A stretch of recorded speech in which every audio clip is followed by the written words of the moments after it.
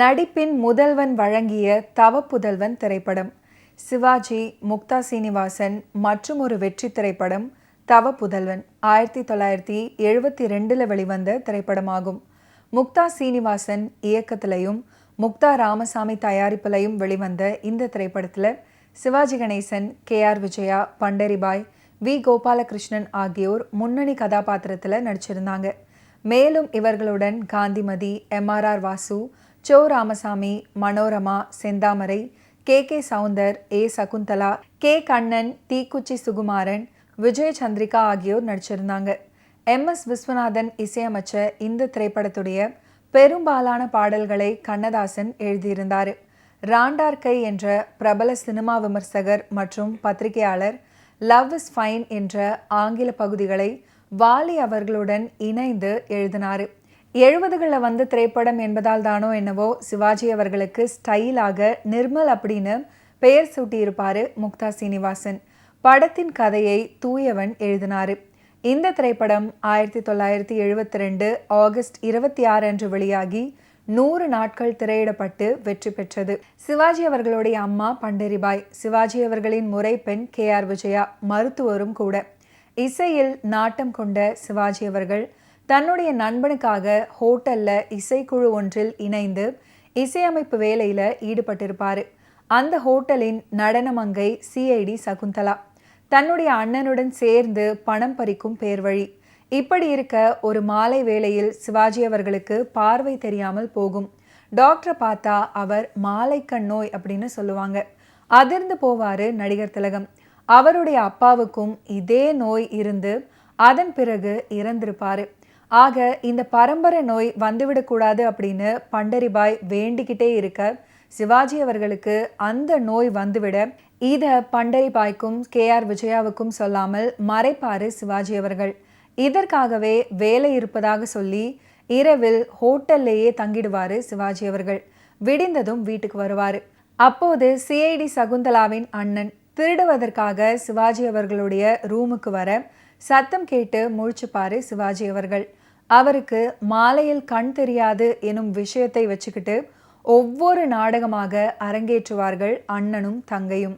சிவாஜி அவர்களை மணந்து கொள்பவருக்கே சொத்து கிடைக்கும் அப்படின்றதை தெரிந்தும் கொள்வார்கள். சிவாஜி அவர்களுடன் நெருக்கமாக இருப்பது போல் புகைப்படம் எடுத்துக்கிட்டு அதை பண்டரிபாயிடம் காட்டி வீட்டுக்குள்ளேயே வந்து விடுவாங்க. சொல்லவும் முடியாமல் மெல்லவும் முடியாமல் தவித்து மருகுவாரு நடிகர் திலகம். இவர்களுக்குள் உறவு இருக்கிறதோ அப்படின்னு KR விஜயா அவர்களும் சந்தேகப்பட தொடங்கி குமுறுவாங்க. ஒரு கட்டத்தில் சிவாஜி அவர்களுக்கு மாலை கண் நோய் பிரச்சனை இருப்பதை அறிந்து கொண்டு வெளிநாட்டிலிருந்து டாக்டரை வரவழைச்சு சிவாஜி அவர்களுக்கு ஆப்ரேஷன் நடக்கும். ஆப்ரேஷனுக்கு அப்புறம் அம்மாவிடம் சொல்லி மன்னிப்பு கேட்பாரு சிவாஜி அவர்கள். CID சகுந்தலாவை வீட்டிலிருந்து விரட்டி அடிப்பாங்க. கண் தெரியாத தருணத்தில் ஊன்றிக்கொள்ள ஒரு கழி கொடுத்து நக்கலடிச்சிருப்பாரு அவரு. இறுதியில் அந்த கழியை கொண்டே அவரை வெளுத்து வாங்குவாரு நடிகர் திலகம். KR விஜயாவும் சிவாஜி அவர்களும் இணைவார்கள் அப்படின்றதுடன் படம் நிறைவடையும். தவப்புதல்வன் திரைப்படத்தில் அமைந்திருக்கக்கூடிய ஒரு ஃபென்டாஸ்டிக்கான பாட்டு தான் உலகின் முதல் இசை அப்படின்னு தொடங்கக்கூடிய பாடல். இந்த பாடலை TM சௌந்தரராஜன் மற்றும் PB ஸ்ரீனிவாஸ் இணைந்து ஃபென்டாஸ்டிக்காக பாடியிருப்பாங்க. பாடலுக்கு உண்டான வரிகளை கண்ணதாசன் எழுதியிருப்பார். பார்வையற்ற மனிதர்களின் கதைகளை பேசும் எத்தனையோ திரைப்படங்கள் வந்திருக்கு. நிறைய நடிகர்கள், நடிகைகள் அந்த கதாபாத்திரங்களில் தங்களுடைய திறமையை வெளிப்படுத்தியிருக்காங்க. மாலைக்கண் நோய் அப்படின்ற ஒரு விஷயத்தை மையமாக வச்சு உருவான படத்தை நினைவிருக்கிறதா? சின்ன தம்பி படத்தில் அதை அடிப்படையாக கொண்ட காமெடி கதாபாத்திரத்தில் கவுண்டமணி அதகளம் பண்ணியிருப்பார். ஆனால் மாலைக்கண் நோய் கதாபாத்திரத்தை உள்வாங்கிக்கிட்டு தன் நடிப்பால் மெருகூட்டிய கலைஞன் சிவாஜி அவர்கள். அந்த படம் தான் தவப்புதல்வன். இது கதைக்கு பொருத்தமான தலைப்பு அப்படின்னும் பார்க்கலாம். அதே வேளையில் சிவாஜி அவர்களை கலைத்தாயின் தவப்புதல்வன் அப்படின்னு சொல்வதற்கு பொருத்தமாக இருப்பதாகவும் எடுத்துக்கலாம். முதன்மை கதாபாத்திரத்தின் மாலைக்கண் நோய்க்கான உத்வேகம் சீனிவாசனின் நண்பர் ஒருவர்கிட்ட இருந்து கிடைச்சது. ஒரு சிம்பிளான விஷயத்தை எடுத்துக்கிட்டு அதை எந்த விதத்திலையும் போர் அடிக்க விடாமல் செய்யும் ஜாலம்தான் முக்தா சீனிவாசனின் ஸ்பெஷல் அப்படின்னே சொல்லலாம். மாலைக்கண் நோய் அப்படின்ற விஷயத்தை வச்சுக்கிட்டு எல்லோருக்குமே புரியும்படியாகவும் எல்லோருக்கும் பிடிக்கும் விதமாகவும் எடுத்திருப்பாரு. இளமையும் துள்ளலுமான நடிகர் திலகம் நடிப்புலையும் துள்ளி விளையாடிப்பாரு. நிறைகுடம், பின்னால் வந்த அந்தமான் காதலி, கீழ்வானம் சிவக்கும் உள்ளிட்ட முக்தா சீனிவாசன் படங்கள்ல எல்லாம் சிவாஜி அவர்களின் விக் ரொம்பவே புது மாதிரியதாகவும் ஸ்டைலாகவும் இருக்கும்.